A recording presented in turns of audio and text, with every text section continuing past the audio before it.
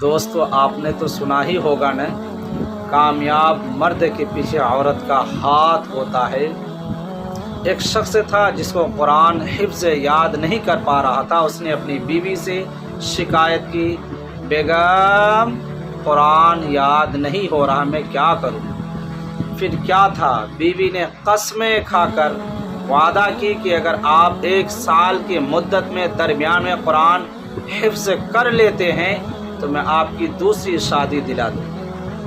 پھر کیا تھا، سمندر میں تلاطم خیز طوفان آ گیا اور وہ بندہ سال بھر کے بجائے 6 مہینے میں قرآن کو حفظ مکمل کر لیا اور اپنی بیوی کو آ کر خوشخبری سنایا۔